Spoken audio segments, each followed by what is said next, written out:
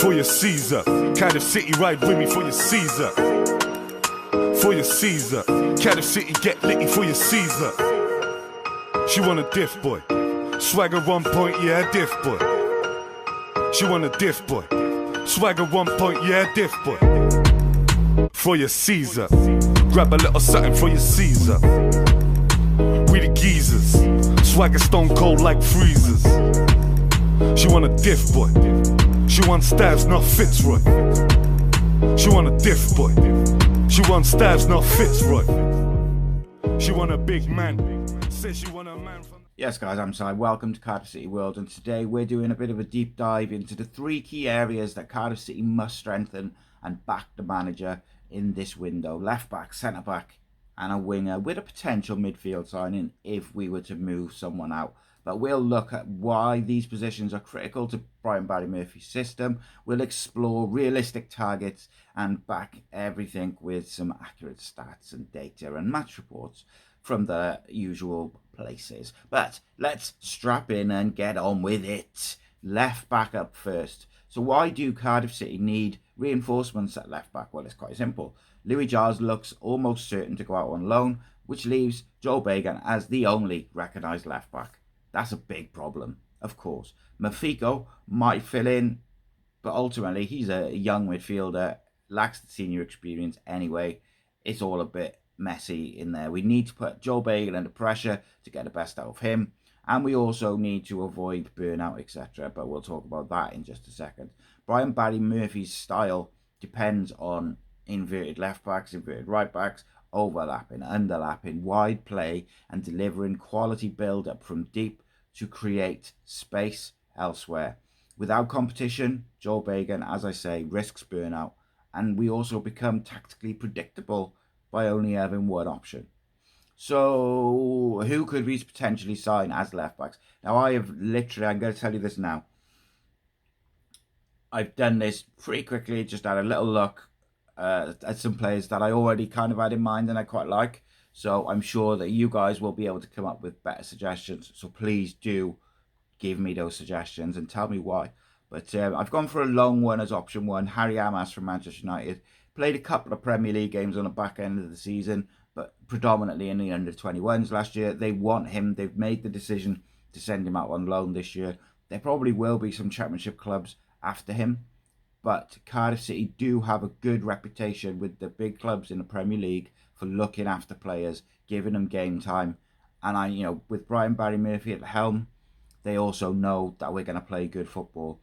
He is left-footed, he's quick, comfortable in possession. Fans, well, as I say, the Championship clubs will expect to be in the mix for him. Transfermarkt values him at 5 million. I don't pay much attention to that, in fairness. But it does signify that he's got high potential, that he's at that sort of price already. A loan is low cost, but it gives Cardiff a modern young fullback who will really, really put Joel Bagan under pressure. And if I'm being quite honest, he probably dislodges him because he is very good. If we could get him, it would be a very difficult signing for me. Then I've gone for a slightly more, well, 2 more cost-effective, but at different sort of ends of the aging spectrum. So 1, we play on Thursday, well, we would, but he's banned. He got sent off on the weekend. Jaheim Headley. Jaheim Headley's played regularly for Port Vale at left back in League 1 and League 2. Transfermarkt shows consistent appearances in 24-25. His SofaScore footy-based data records around 316 minutes, 4 shots, an XG of 0.09. Defensively, he wins a lot of key duels. He's still developing, but he is used to the physicality of League 1. He's tactically quite smart. He's good on the ball, and he could be a cheap, permanent option, maybe. And then this one is... It's almost a bit naughty, right? Sheffield Wednesday are all over the place at the moment, and I just really hope they survive. Like, I know that I'm their biggest fan, but I don't want to see clubs, particularly one with such history, go down a pan. I really don't, at the sake of just ridiculous owners. But can you take advantage of it by getting in an experienced head to help Joel Bagan and push him? Liam Palmer is that experienced head. He's 33 years old. He's a Sheffield Wednesday veteran. He's got over 460 appearances, including over 100 in League 1. And he is known for his versatility. He can play right back, he can play left back.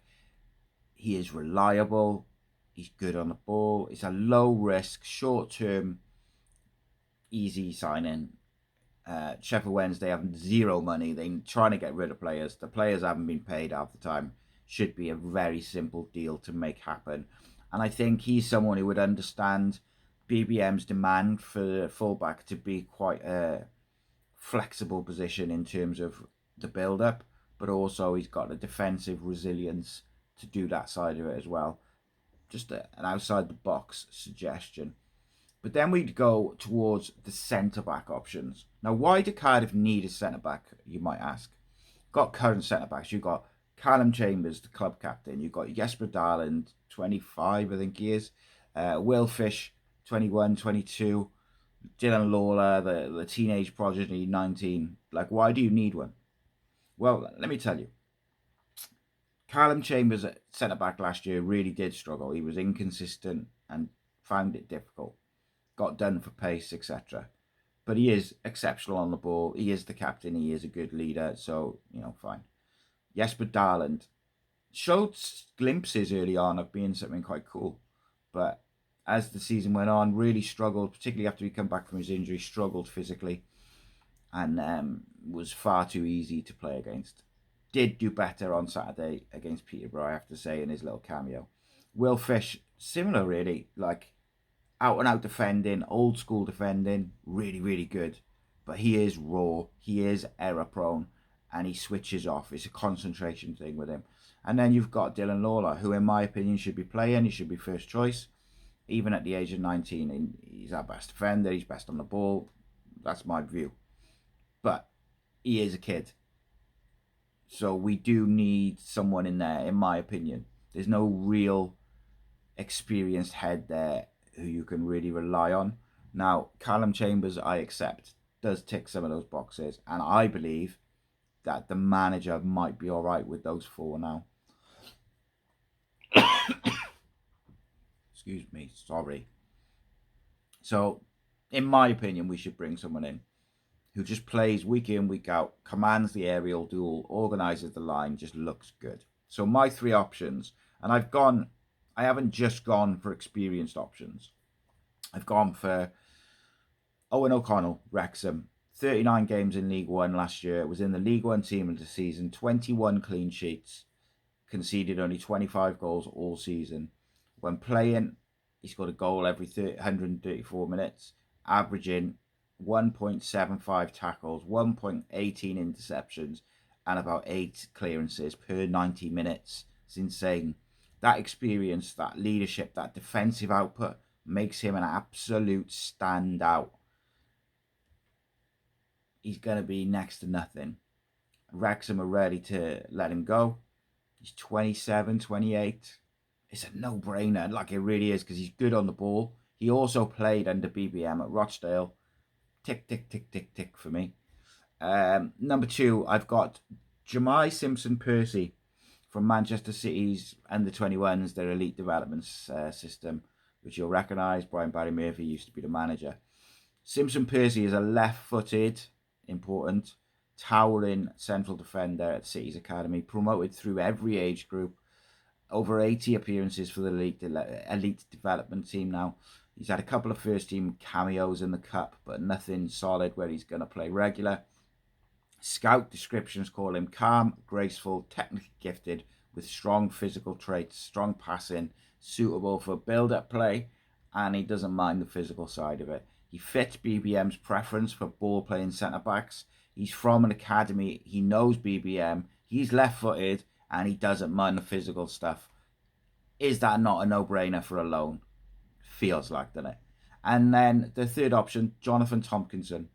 Available on a free transfer after leaving Norwich. Offers height, a lot of it. Consistency, good on the ball, defensive discipline. And it's the ball-playing aspect of Jonathan Tompkinson which really appeals. He is very, very good on the ball. Defensively, but on the ball, superb. Tompkinson has a reputation in recruitment circles for his ball-playing ability and his reliability. Often used as that kind of experienced squad stabiliser in his career. So yeah, maybe. For me, It's the first two which are really, they're the two options I would go for. One of them. And then we've got a winger. Why do Cardiff need a direct winger? Well, BBM's system thrives on switching play to the wide players, isolating fullbacks and creating space for the runners.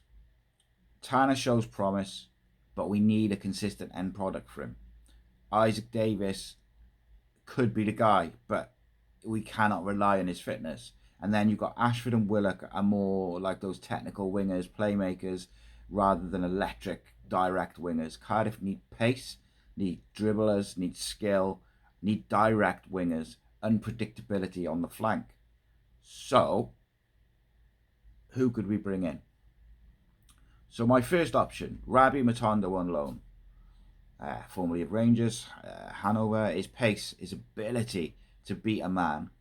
In a 24-25 season, he made 6 appearances, scoring 2 goals, creating 2 assists, averaging 1.51 goal involvements per 90 minutes, placing him in the top percentile for shot threat within the Scottish Premiership.